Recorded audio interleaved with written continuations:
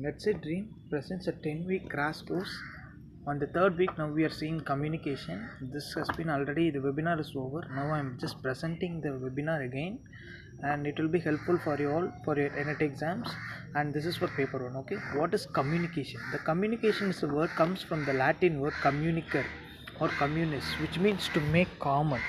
Communications means to make familiar facts, thoughts, information, and requirements. So, communication is the interchange of ideas, information, message, etc. by way of speech, writing, or signal. Just like communication, which means like we are communicating and then just we are sharing our information and we are interchanging the messages. So, that's what is called communication. It comes from the Latin word communicare. Okay, this is what is meant by communication. This is the definition of communication. Next, we'll get into definitions of communication. You can check the meaning of communication according to many renowned scholars. Communication is the sum of all things and one person does when he wants to create understanding in the minds of another.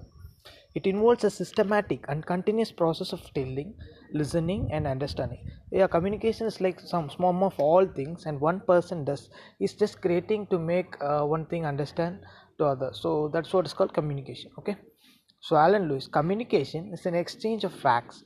Alan Lewis says that communication is an exchange of facts, ideas, opinions, or emotions by two or more persons, which means like they're sharing the informations, the emotions, the feelings. That is what Alan Lewis is telling. George Terry, communication is the process by which information is transmitted between individuals and organizations so that an understanding response results. Yeah, now we should remember the characteristics of communication. Characteristics of communication can happen between two or more persons. Minimum at least two persons require the sender of the message and the receiver. Exchange of ideas. There must be an exchange of ideas. There should be exchange of ideas between two people. So like information we can exchange, like feelings, the sadness, happiness, like that among two or more than two persons. Mutual understanding. There should be mutual understanding between two persons. So receiver should receive the message information in the same manner which it is being given. When a sender is sending a message to a receiver, it should properly receive the receiver's hand. So that's what they're telling. It's like a mutual understanding. So continuous process. Communication is a continuous process. It never stops. It's actually a continuous process. It doesn't stop. Okay. So use of words as well as symbols. There can be many means of communication like oral. There are types of communication like oral, written, speaking, and symbolic. With symbols they can say the Bailey methods, like the visually challenged people, they use Bailey methods. They'll be putting a pen inside a paper and by putting a hole they'll be studying. So that is called Bailey method. So that's what is called symbolic. Block diagram. Process of communication.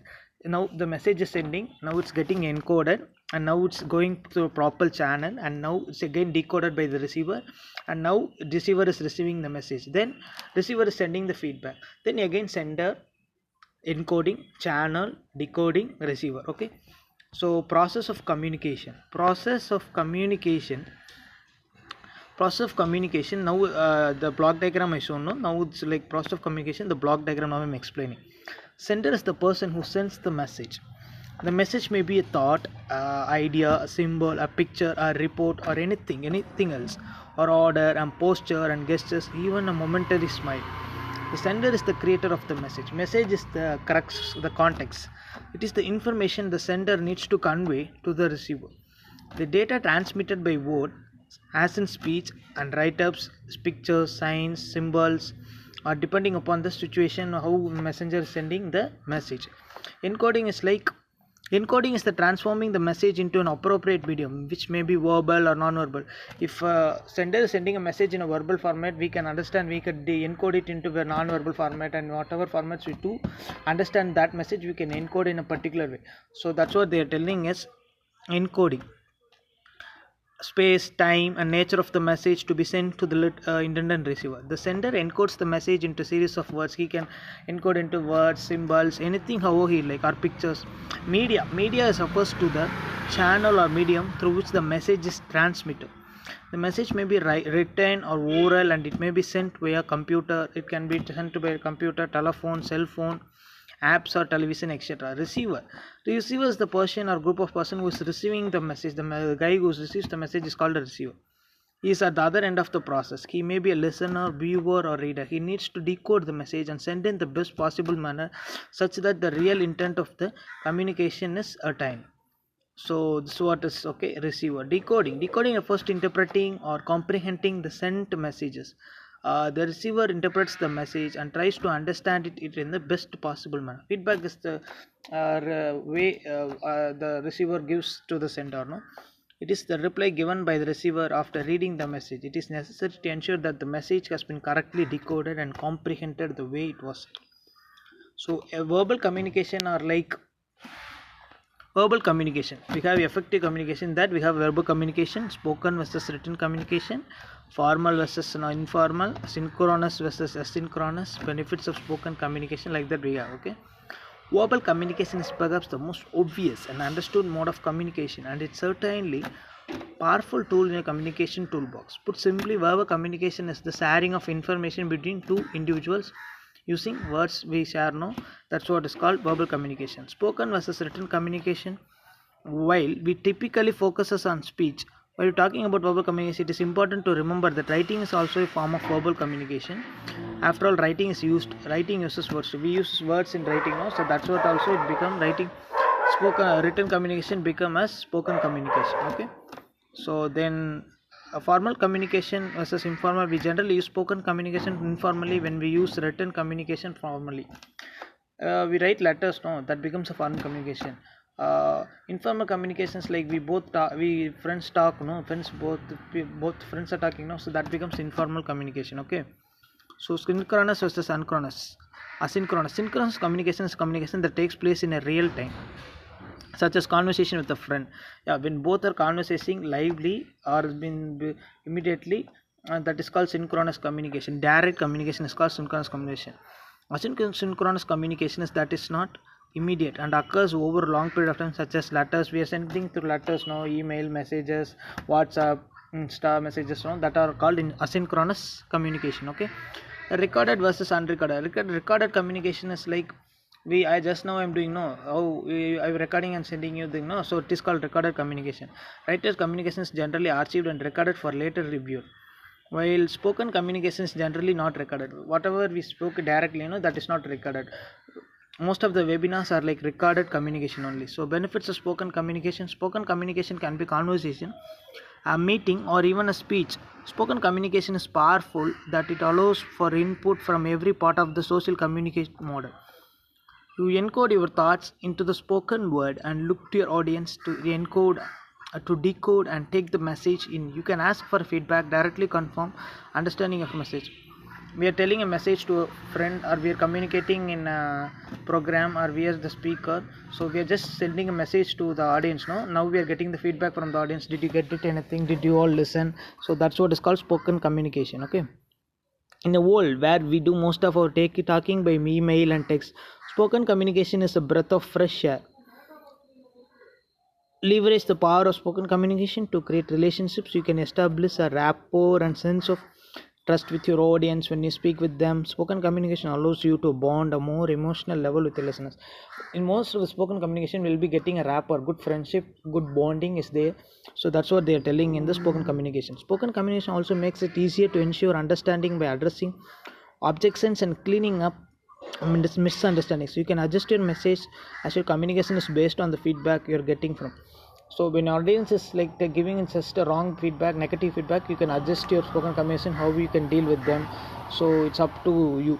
So we can adjust everything to the situation. So that's what they're telling. Okay, allows you to walk away from a conversation with a high degree of certainty that your message was received. Non-verbal communication.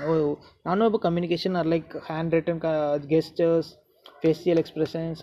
That is called non-verbal communication. Okay, we already employed a little bit of non-verbal communication with the active listening skills. We have previously discussed nodding, facial expressions, leaning towards the speaker to show interest. All of those are form of non-verbal communication. When we keep a hand in the chin, so we feel like we are tired.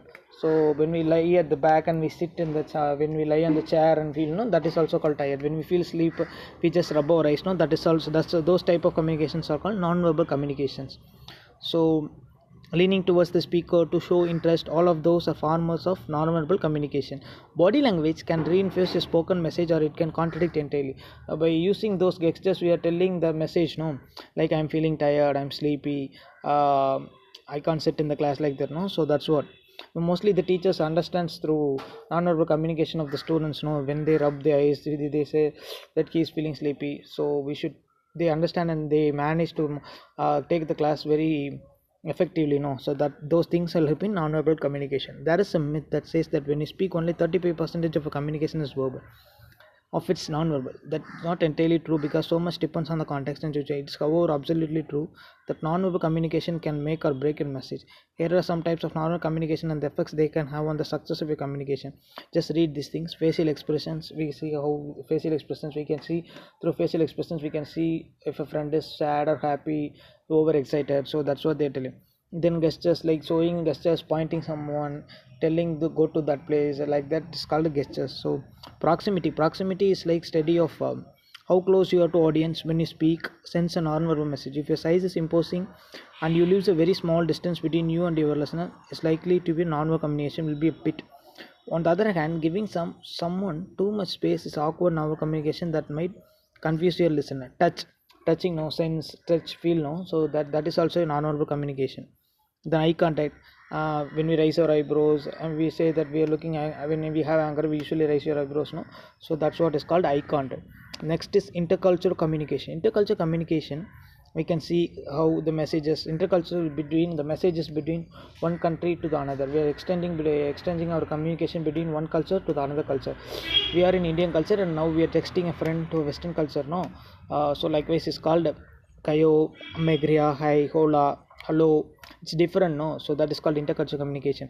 Intercultural communication is the verbal non-verbal interaction between people from different cultural backgrounds. In other words, it's the process of communicating with people from another culture. Intercultural communication is about much more than just language, since so much of communication is normal. Okay, nothing. Intercultural communication is communicating between two cultures. One culture to the other culture we are communicating, and one country to the other country we are communicating. That things are called intercultural communication. Group communication is the exchange of information and ideas between individuals using interpersonal skills. There are several ways in which group communication, for example, phone calls, emails, face-to-face conversation, and memos. In group communication, team members have to actively participate for an effective communication. So, in group communication, every member must properly listen, deal with conflict, and respect others' opinions. Communicating in group is a skill that is learned at a young age that continues to develop. As we grow up, the communication skills that are learned can be used in any group situation, whether it is a school, work, or everyday life. Groups are an excellent way to make friends and establish relationships. When a teacher is giving you a topic to discuss, we are four in a group, and everyone is putting their topic, putting their opinions, and we are also putting our opinions. We should listen to their opinions and our opinions also. They should also listen to our opinions also. So that is what is called group communication. Group communication helps us to build the rapport, friendship, good bonding, great contact. So that's what is called group communication. Importance of group communication is like it's very important both academic and daily life, and all human beings need these skills to involve positively in any group activities in your skills in your life and to get on well with others. When you have group work with them in the academic world, these skills become more important as teamwork plays a vital role in both study and work environments. There's concrete evidence from research that teamwork enhances the quality of learning, and working and knowing how to develop good communication skills is really important to all of us. Advantages of group communication. Group communication has following advantages. They are: in a group communication there will be more resources, knowledges, ideas, so it's very effective. Creativity will be more in group communication, so any work done in the group is very creative. In group communication, any problem can be solved easily and effectively. There are barriers to communication. This is very important. You should read, this is like only small thing you should get into deeply. Semantic barriers, organizational barriers, individual barriers, interpersonal barriers, physical barriers, cross cultural barriers, and technological barriers. Okay, so these are the things we discussed in communication net paper 1. So, and there are still some more things called social media and that things and all we know, we use in daily life, so we know things, and newspapers and all there. So just have a look at those topics also. The materials are shared in the NetSet paper 1 group. So thank you all for listening to this webinar on communication. I hope I have given you enough hints on how to study for communication. So use those hints and then study well, get benefited. Thank you all. With regards, Karthik, admin at NetSet Dream, Paper 1 channel, Paper 2 channel, and Poly TRP channel. Thank you all. Have a great day.